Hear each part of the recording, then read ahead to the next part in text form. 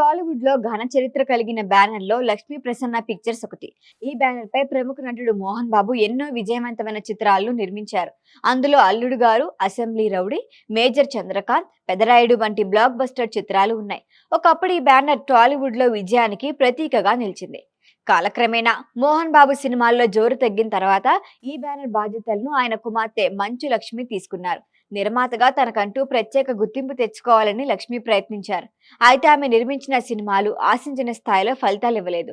భారీ అంచనాల మధ్య విడుదలైన దొంగాట, ఊ కొడతారా ఉలిక్కి పడతారా వంటి చిత్రాలు బాక్సాఫీస్ వద్ద నిరాశపరిచాయి. ఇటీవల ఆమె కీలక పాత్రలు నటించిన తమిళ చిత్రం తెలుగులో బూకీ అనే పేరుతో విడుదలైంది. ఈ సినిమా ప్రమోషన్ల సందర్భంగా నిర్వహించిన ప్రెస్ మీట్ లో మంచు లక్ష్మి చేసిన వ్యాఖ్యలు ఇండస్ట్రీలో చర్చనీయాంశమయ్యాయి. నిర్మాతగా తన ప్రయాణం ముగిసిందని, ఇకపై సినిమాలు నిర్మించే ఆలోచనే లేదని కూడా ఆమె స్పష్టం చేశారు. సినిమాలు నిర్మించడం వల్ల తాను భారీ ఆర్థిక నష్టాలు చవి చూశానని వెల్లడించారు. 5 ఏళ్ల క్రితం నిర్మించిన సినిమా నష్టాలను ఇప్పటికీ చెల్లిస్తున్నా అని చెప్పడం విశేషం.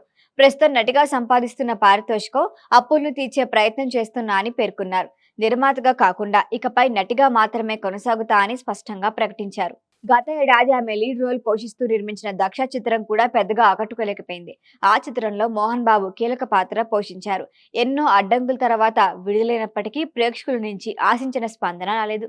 మొత్తానికి లక్ష్మీ ప్రసన్న పిక్చర్స్ కు గొప్ప చరిత్ర ఉన్నప్పటికీ కొత్త తరం ప్రయత్నాలు అనుకున్నంతగా సక్సెస్ కాలేకపోయాయి. నిర్మాతగా ఎదురైన చేదు అనుభవాల నేపథ్యంలో మంచు లక్ష్మి తీసుకున్న ఈ నిర్ణయం టాలీవుడ్ లో చర్చకు దారితీస్తోంది. ఇకపై ఆమె నటిగా ఎలాంటి విజయాలు సాధిస్తారో చూడాలి.